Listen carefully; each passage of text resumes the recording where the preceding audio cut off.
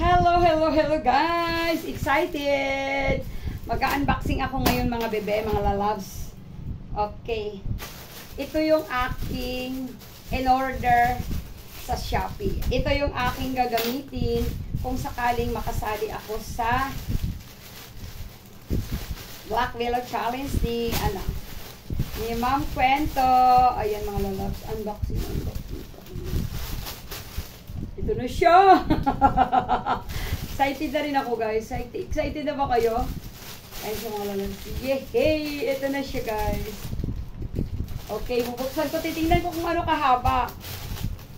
Hindi pa naman ako talaga 100% sure na sasali. Pero nag-prepare lang ako mga lalabs. Baka sakaling ito. Bubuksan natin.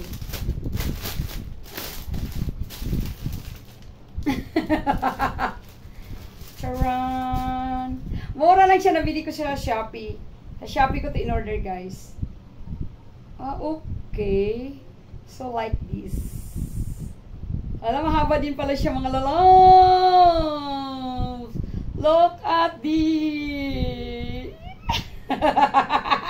Ay, ayan siya, guys. Ito siya. Ay, at saka ito yung ulo niya, guys. Oh, may ganito pala siya, oh. May ganyan. Paano ba ito ilagay? Paano ba ito ilagay? At saka, paano ba ito ilagay? Ganyan ba siya? Ito lang guys, hindi ako marunong nito. Hindi ko alam paanong gamitin. Ay, ano ba ito? Ganyan siguro siya. Sorry ha, hindi ko alam.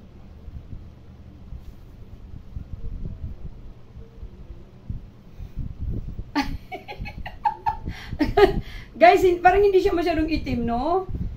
Kasi ano siya list. List siya mga lalabs. Ayan, mahaba siya guys. Ayan,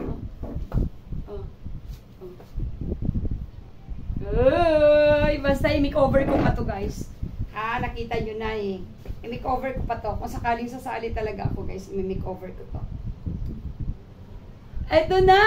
Si Snelia, Ma'am Kwento! Ito na yung aking black bellow. Pero hindi siya masyadong black eh. Gusto ko yung black na black talaga. Magupit na lang ako siguro ng ano. Mahaba siya, oh. Mahaba siya, guys. So, ganyan siya. Abot naman pala siya sa puwit ko. Ganyan siya. Kailangan ba talaga nakatakip sa face? Ha? Kailangan nakatakip sa face or talagang ano lang siya. Ganyan talaga ba siya? Kasi parang ano eh. Gusto ko siguro yung labas yung face ko. Hindi siya masyadong itim. Ano ba yan? Nakakainis. Ayan. Maghanap ako ng black. Hindi siya masyadong itim. Gusto ko yung itim na itim eh. Pero ano na siya kasi. Ayan na siya oh.